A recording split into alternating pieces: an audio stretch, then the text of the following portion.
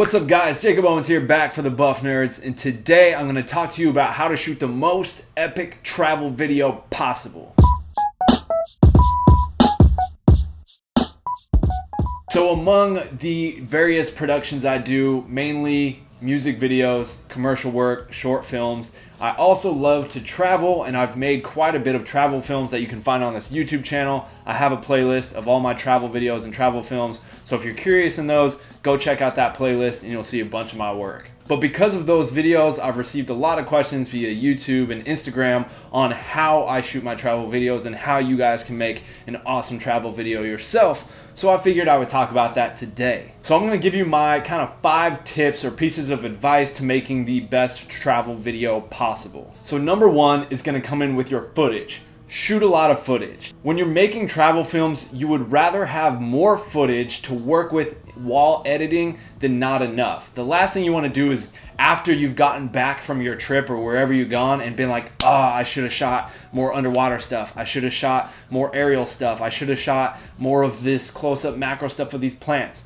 So the key for when I'm on my travel, travels trying to make a travel video or travel film, I just shoot as much as possible. Granted, I don't just willy-nilly just aim my camera, point and shoot. I still line up the shots, choose the composition, make sure it's good and it's a good shot, but I'm shooting all the time. Everything from a wide shot to close-up macro shots to whipping panning shots to aerial shots. You want to get a wide selection of everything so you can really piece it all together. Number 2 is shoot everything in slow motion. The reason why you want to do this is because you have the option to speed it up and have it play in regular speed or regular motion instead of slow motion. But you get 2 options out of this. You can either play the clip in slow motion or you can speed it up and have it play in regular motion or fast motion. But if you don't shoot in slow motion, you won't have that option to slow down your footage and have these epic, beautiful moments. With travel films, it's all about putting the person or the audience member into that location, into your film. You want them to feel like they're there.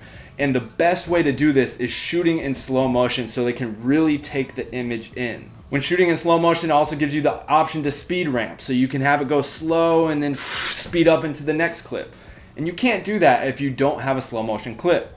So with my 1DX is what I usually travel with when I'm filming. And that's usually, I shoot at 120 frames a second, just 1080, 120 frames. Occasionally I'll do 4K 60 frames a second, but typically my camera never leaves 120 frames. I shoot the entire trip at 120 frames a second. Number 3 is music selection. Music selection is huge because that creates the tone and the mood for your travel film and video. The reason why certain films are so successful or impactful or impact people a certain way when they watch them is because of the musical score. Hans Zimmer is famously known for his musical scores, and the films he does are always of the highest caliber, but also some of the most emotional films, and that's partly because of the film itself, but also because of the music making you feel that way. So think critically about the music you're selecting and the tone you want it to set for your piece. Is it a fun, just happy-go-lucky kind of bounce piece, or is it something very cinematic, slow, dramatic, makes you feel something? So you really want to be critical about the music you choose because that's going to set the entire tone for your film, and also how you're going to edit the film, whether you're going to edit slow or edit fast depending on the music.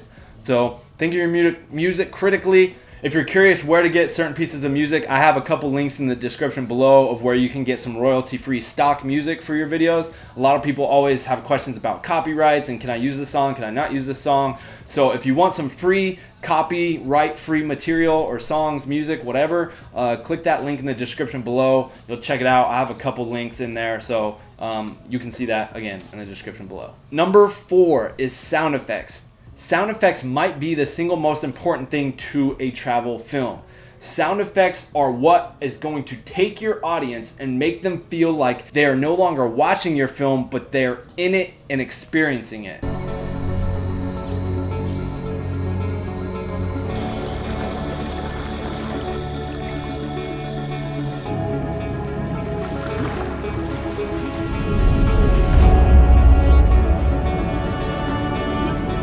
I get questions all the time about what sound effects I use and that the sound design is so cool and they felt like they were there and they could, hear the rain and they could smell the ocean. And that's what sound effects can do. So not only with the music, but you want the sound effects layering under the music to really build up your scenery. If you're in a rainforest, to have those subtle rainforest sounds and some wind breezing through. And then when you go underwater, to have that underwater sound effect with the bubbles kind of coming up, and then you swoosh and whoosh into a new scene and you have that kind of whoosh sound effect to carry you through. Sound effects are so important, not only in just films that you watch in the theaters, but videos on YouTube as well. I also have a couple places where I get a lot of really good sound effects. One of them is Boom Library, hands down the best sound effects I've ever used. There's also this one other one I think called Archetype that I use, so I'll link both of those in the description below as well, so you'll see sound effects, and I'll put a couple links in there to where you guys can get some awesome sound effects like the ones I use. Number 5 is your style of shooting.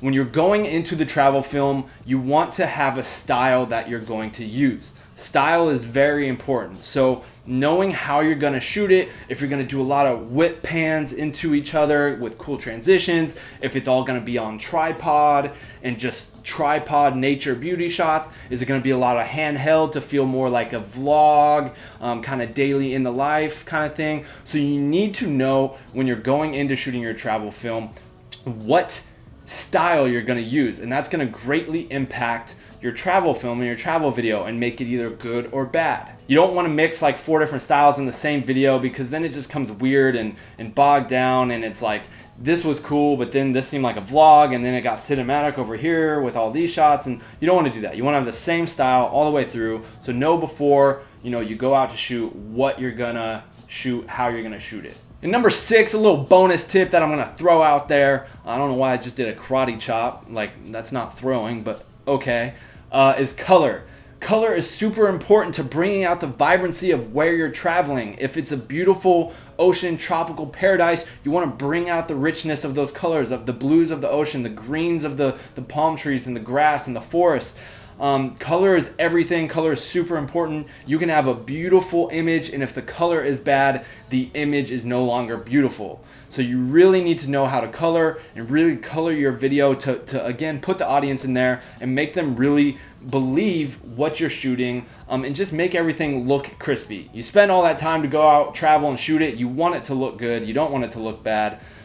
So color is super important. And because I get asked this all the time about coloring, I'm gonna, again, in the description below, I'll link a couple different LUTs and color LUTs that I use for my videos. I use my own, but I also use this company Tropic Color. So I'll be sure to link a couple different LUT companies and packages in the description below as well. So you can go down there, check out some of these different LUTs. They're awesome. And if I'm recommending them to you, you know it's good. Cool guys, so that's all I have today to talk to you about how to make the best, most epic travel film possible. I hope this helps some of you guys. I hope you guys learned something, and hopefully you can take some of this advice and go out and make your best travel films possible. Appreciate you guys for watching. Make sure you like, comment, subscribe. If you're not already subscribed, go ahead and hit that subscribe button. If you are subscribed already, make sure you hit that bell notification as well so you get notified whenever we upload a new video, because you don't want to miss out anything we put out. I don't want you guys to miss that out. And yeah, that's all I have for you guys today. So until the next time you watch one of my videos, I'm out of here. Buff Nerd.